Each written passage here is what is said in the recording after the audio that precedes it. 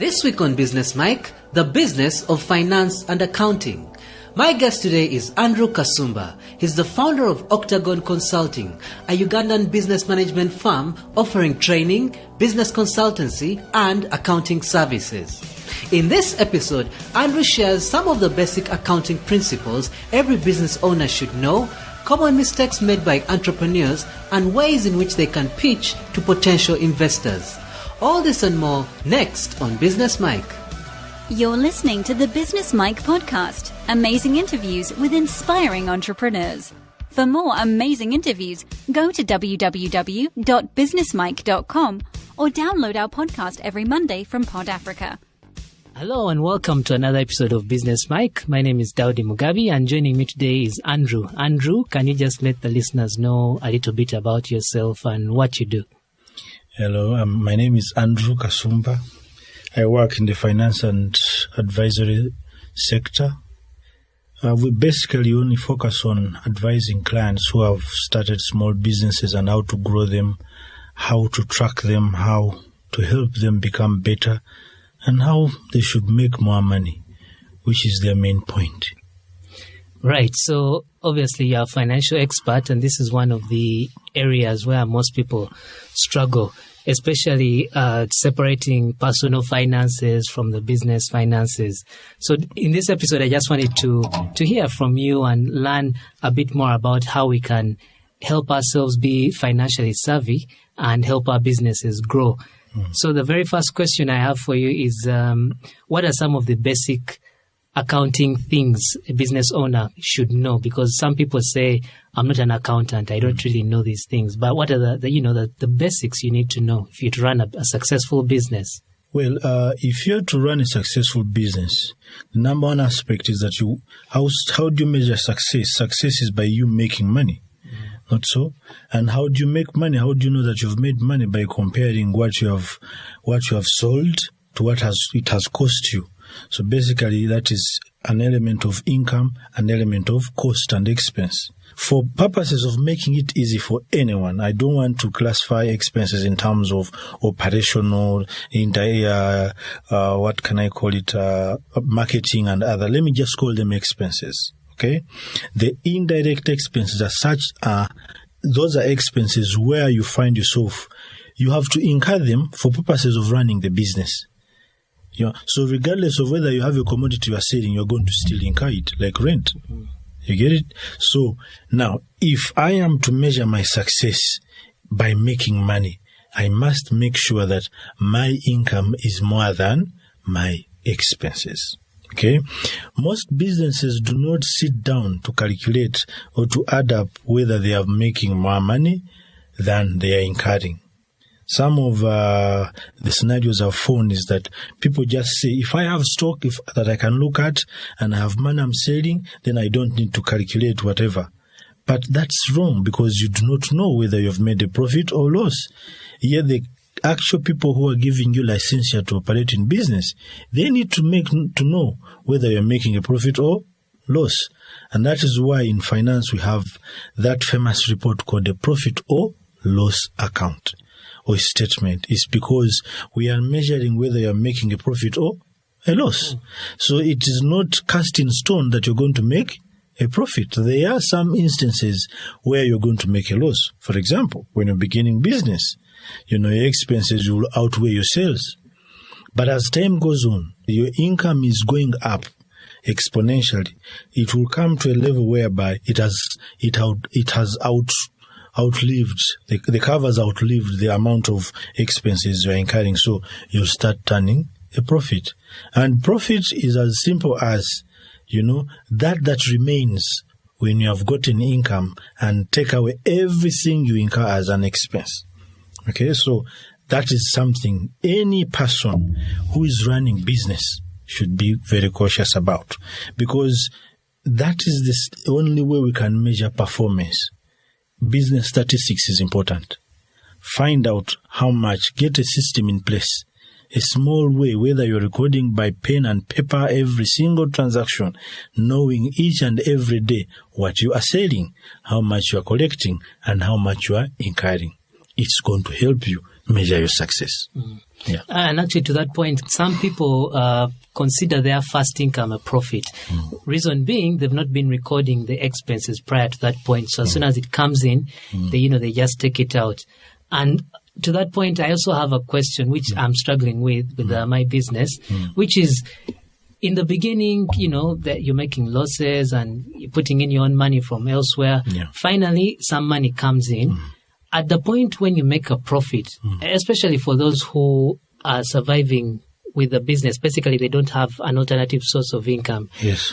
What percentage of money should they reward themselves with vis-a-vis put back in the business? Is there a standard ratio or number to look at? There is no standard ratio or number to look at. But the advice I give anyone who is starting out a business as a sole proprietor, as a person who wants to do something for his life, I will say this, and I will always say this, that in life, when you're beginning something, it is different from you. Okay? A business entity is different from David. A business entity that is owned by Andrew Kasumba is different from Andrew Kasumba. So I have another person I've created. It's like a child I'm putting through education. Okay? So basically, when I have this business, if I'm giving it, I either record it as if I'm lending to it. So that when it starts making, it starts repaying me back. That's the easiest way I could easily term it for anyone who is starting business. Record whatever pain you're going through the small monies you have collected, because I know for a fact that even when you're beginning business, sometimes you borrow money from friends. You get which needs to be paid back. Yes, they may not be knocking or banging doors, or calling you all over. Every other moment they're calling you. No, they are your friends. But just make sure that this business, in terms of recording, you record it as something that the business owes. It owes you. We go back to the other statement I've been told, the statement of financial, position, which is normally called the balance sheet, where I have to balance my things that I own and the things that I owe. That is now to the business. What does the business own? Business owns an asset. Yes. But that asset came from which funding? David. So the business owes David 1 million shillings for worth of items they have acquired in terms of desks, assets, and other things that they have acquired. So you can literally see that the business owes and owns. So it is not a crime when the business makes some money as a profit and then it has started retaining money. Instead of retaining 100%, you say, no, first things first, let this business first pay back what it owes. Okay? That is an easier way. Then when time goes on and you can afford to actually pay staff, and you see that you're actually, per month or per week you're returning something, then you can afford to set a salary for yourself. Start small. Don't say that, where I was working before, I was earning 4 million shillings, for example, or $1,000, so I'll charge myself, the company, $1,500. Yes, but it's going to be in loss making at the end of the day. So you also have to study it meticulously. Trend analysis is important. Know when to start increasing the amount of money you charge from this business. You can only know that when you remember you have compared your income and total expenses. If you see that you are retaining something, put yourself a salary, because you do not want to have a lot of sweat equity. You have a life to live, not so? You find yourself that I have bills to pay. So am I going to get enslaved to this business? My business can't take over all the expenses. So I need to work. As I work, the business needs to pay me. So gradually you'll increase as income, has increased over the expenditure. So the more profit you make, you also can increase up to the level, you increase your salary up to the level that you feel is so comfortable to run your life. I just want to touch on something else you mentioned, the income statement or the profit and loss form. That one, sometimes it can show that you're making a profit. Yes. But, the money it's reflecting is not tangible. It's money owed to you, but not necessarily money that you have. Yes. So some businesses are such that I provide a service and then I get paid later. And on paper, I'm doing very well. But over time, depending on how long they take to pay back and how many bills I have to pay, I may end up collapsing. Is that something you can actually counter? Or if your business is set up like that, you will either survive or fail? There's no way around it. No, I need to correct this for many people. They make a cardinal error in life by saying that every time I have a profit, I expect to see it in my bank as cash. No. Your profit is distributed in many places. You get it? Your profit is distributed in one. The people who have not yet paid you still have money you've made. Okay? The money you have in cash and the money you have in the bank. You get it? All those, or any advance payment you have made. So you have distributed your profit over through those channels. So I have to repeat this over and over that profit doesn't necessarily mean that it has to be equal to the cash I have in the bank. You get it? The issue of cash is the issue of managing flows. How am I spending? How much is coming in and how much am I paying out? What are my obligations?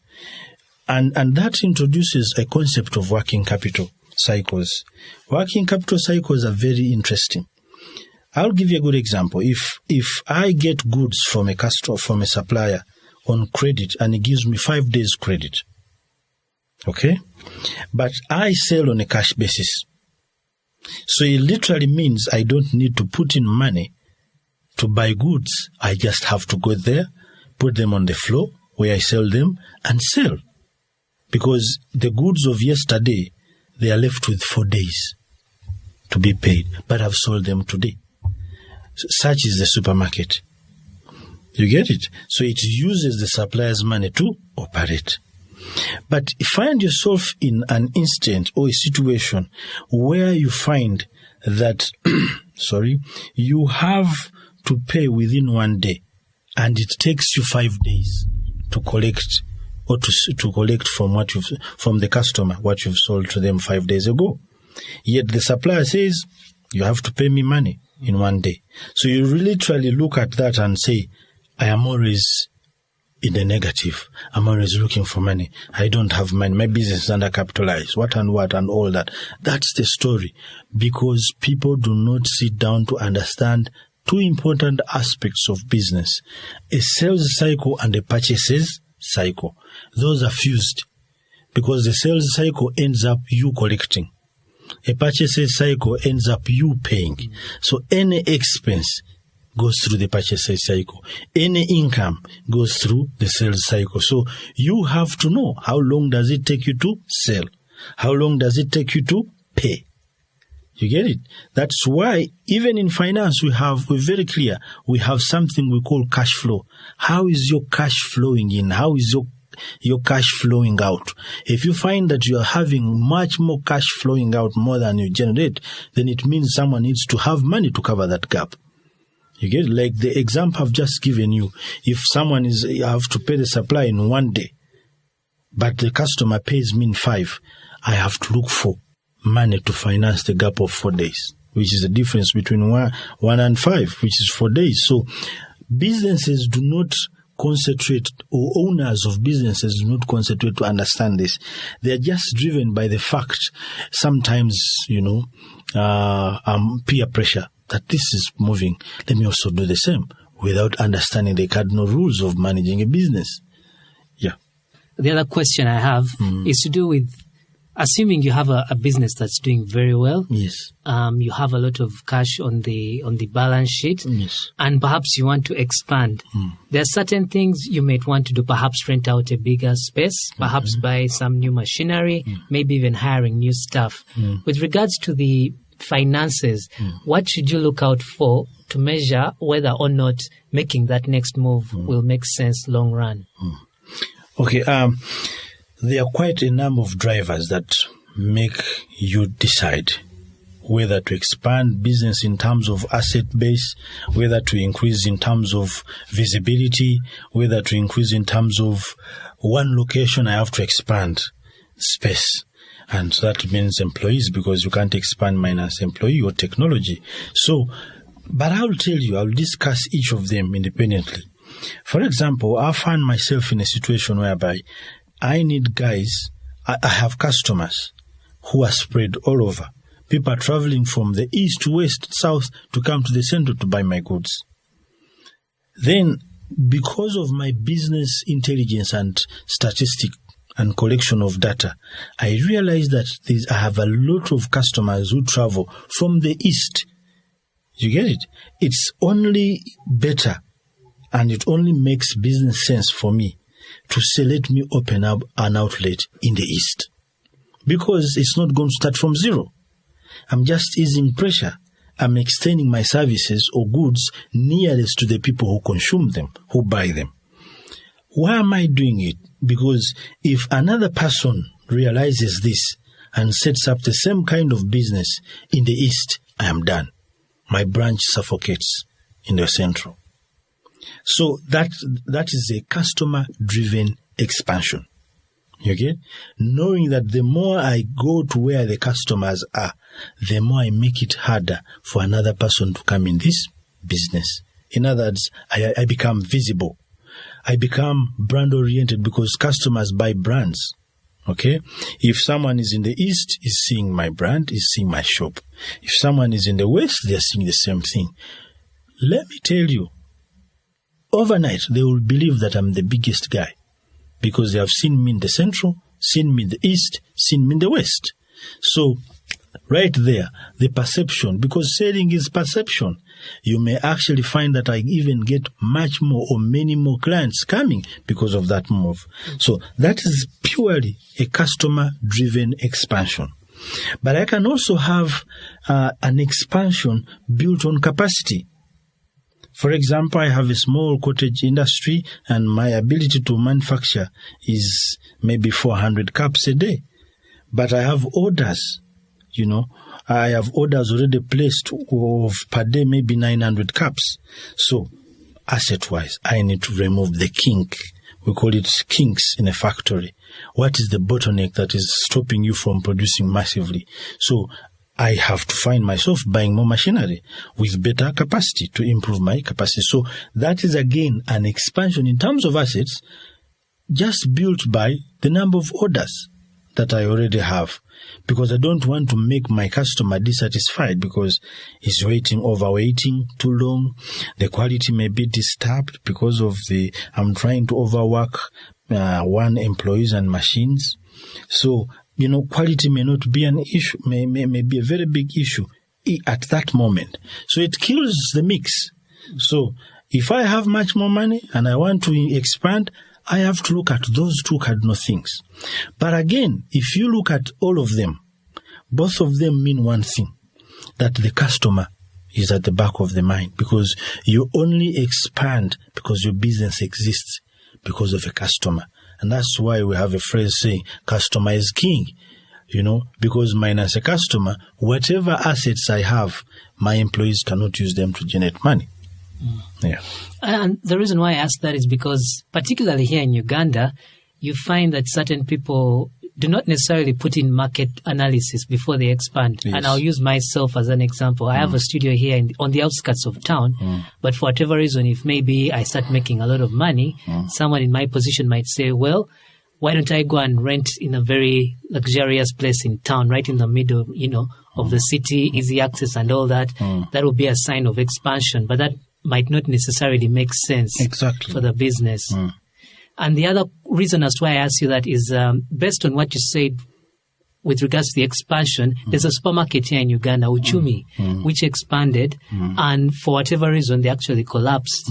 So why did they collapse, in your opinion, and why did they attempt to expand if perhaps they hadn't considered one or two things that you mentioned? One of the things that may lead to anyone to a downfall is overdoing things, which in the finance world we call it rapid expansion. I'm expanding rapidly.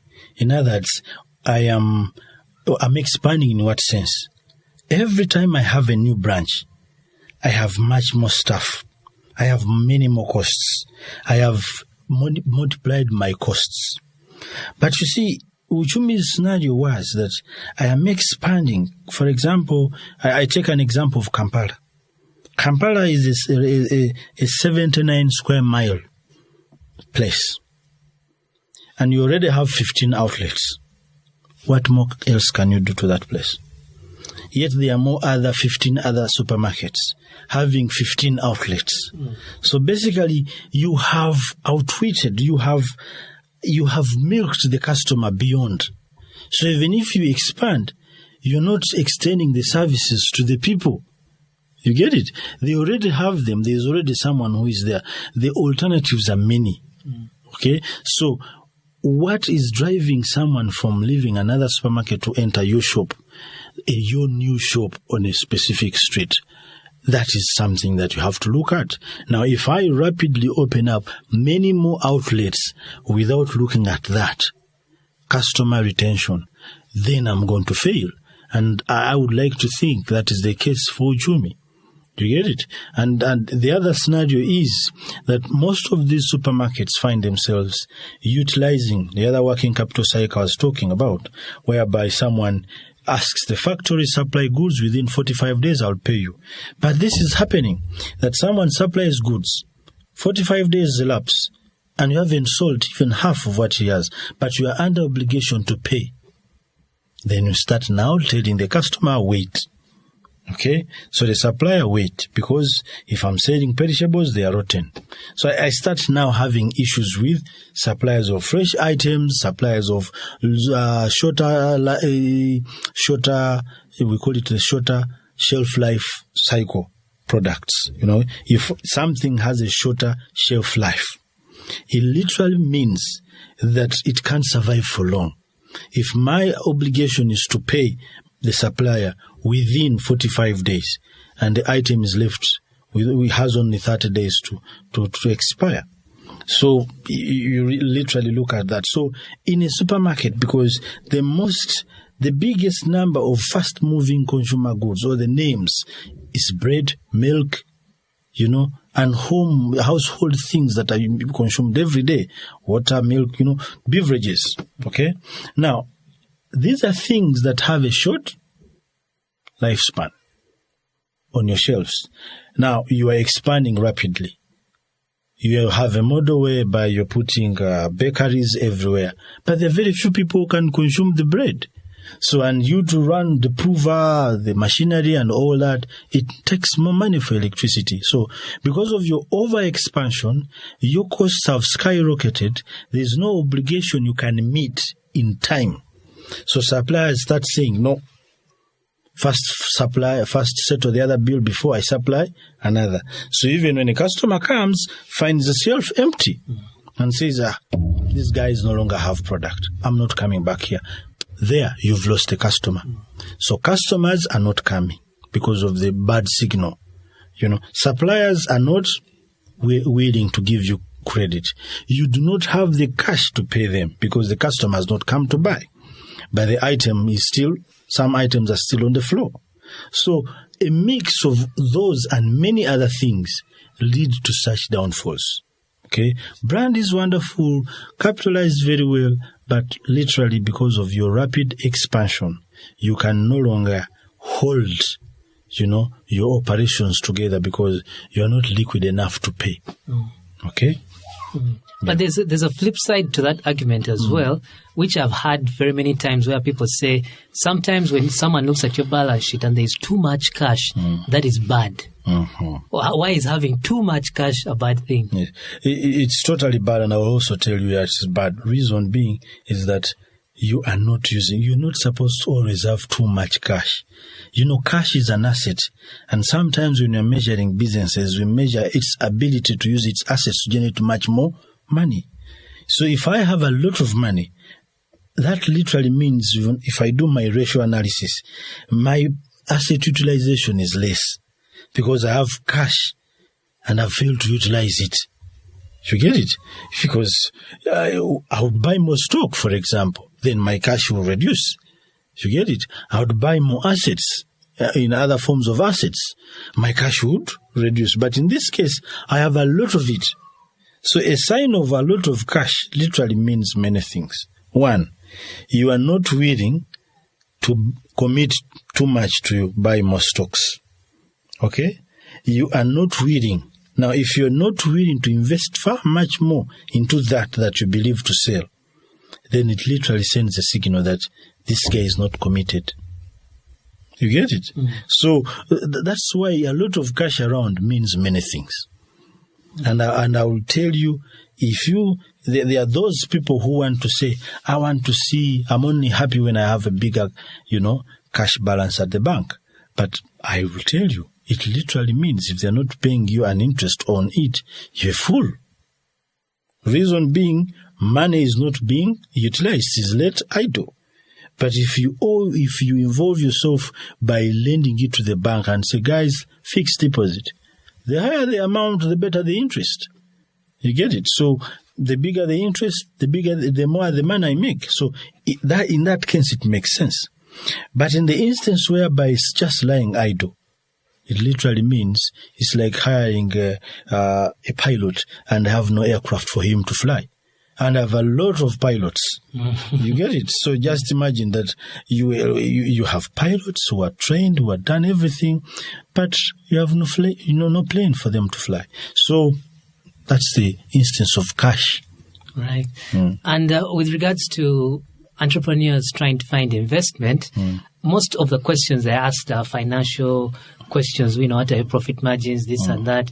So for someone who's trying to maybe pitch their business to an investor, what key things should they prepare for an investor and make sure they understand very well? Now, the only advice I give to anyone who is willing to look for a partner, investment or funding or anything is for them to first put themselves in the shoes of the person giving them the money. What is the number one aspect the person giving you the money is need of? Risk. How am I protected from this? Something has to happen in a good way. In which way? That my money that I'm giving you has to be paid back. And how do I become happy or comfortable? By taking on that risk. A bank, for example, will tell you, give me a land title. Or give me collateral of any sort, so I'll give you. Why? Because when you default to pay, this compensates. Now, for any investor, he's not going to ask for a land title. He's only going to believe in one aspect. Your passion. Is this guy committed to this business? Does this business make sense? Because sense to any entrepreneur or any investor is about profitability. Will my income, what I reckon, will it be more than what I pay out? You get it as expenses. So that for them is very important. So two scenarios here, the profitability of a business and the answer you have to the risk, of default. We call it business risk. I set myself out there, but chances are that this business that I'm going to do may actually fail. That's business risk. It has failed. But the founder has lost his money because he believed in an idea Andrew has put in his mind. It's profitable, it's what, but the guy doesn't have any guarantees of him being compensated for the money he has invested in me. So I advise anyone to comb their idea, think through it, because the questions are going to be around risk. How is my money going to come back as an investor? Am I going to make money? That means the money I've given you has to increase in value. How am I going to have my money back? You get it? Are there policies? Okay. How are you intending to sell? Do you already have customers who are willing to buy? Can they show us some commitment? Okay. By having written contracts. Okay. So that helps an investor realize that, this deal works. But if you have nothing and you have only a dream which is just in your head, that I'll go out there, grow pineapples, after growing them, sell them in the market. Do you know who buys the tomatoes around? Do you know how long a tomato takes to be, to be harvested? What is its gestation period, maturity period? What are the diseases? Where are you going to place it? Where is the place for growth? What are the weather patterns needed? How are you countering that? So All those are elements an investor is going to look for. Now, that is exercising knowledge, that you know the subject matter. I come back to the person who is borrowing the money. You are an entity, but at the same time, you are the individual who is the CEO they are backing on. If you know your things, knowledge base is wonderful. Tick. It's more comfortable for the investor. He says, I don't know this field, but this guy for sure, he knows his things. And I think what he's saying is true, because he already even has a guy or a customer who is willing to buy. They have already agreed the price, and they have already had a commitment. You get it? In that way, any investor is likely and wonderfully smiling to invest with you. But if you come with non-documented idea, it is for only a dream to be realized in your head, and you only depend on hearsay, that there is a market which has no proof. So how will I be comfortable giving you my money? So that's what I advise people. Prepare yourself well. Answer all those questions before you face anyone for investment. Yeah. Andrew, it's been wonderful chatting with you. And I know you're with Octagon. Can you just remind us what Octagon does and how it can benefit anyone that's listening? Well, Octagon Consulting is a finance and advisory firm. When we were setting out, we found ourselves that we could not compete initially with the big four firms or the big five firms that are there in the world, accounting, finance and advisory and audit and all that. So I put it to my mind to say, you know what, we can grow this market in Uganda as an example. We can find people with ideas, comb them, work with them, put structures in their businesses, collect business statistics, advise them, grow them. They will pay us better. Give them taxation, advisory services, attend to their business in the legal sense, attend to anything that they need for business success. And that's literally what we do. So we give you a comprehensive system of solutions. We find out what you are doing. We work with you with the idea. We comb it. We change it. If we need to change it, we advise you to change. If you are willing, we go ahead. And along the way, we gauge our performance. So at the end of that, at the end of every transaction that you're doing, you're going to be, their statutory obligations. So Octagon helps you make sure that those statutory obligations are reminded to you and are paid, by you, that there is no, violation of such, because violation of such actually tantamounts your business closing. So your business life is threatened by statutory obligations. If you cannot pay them, then they close you. So we make sure we work with you as an SME or a small or an entrepreneur or a sole proprietor and grow you to the size of small, medium, and then large. So that's literally what we do for the SMEs. But we also write what we call business ideas and projections and all that. We do all that, business planning. We develop projects. We work with the project owners for their implementation. We design them. We comb the idea. We school the owner into his project, because sometimes someone comes to me and tells me, Andrew, I would like to start maize growing. I tell him, well, you want to do maize growing, but why do you want to do maize growing? Oh, well, it is selling. So do you want to sell maize? Well, I don't know, but write for me a plan. I have maybe $1 million to do that.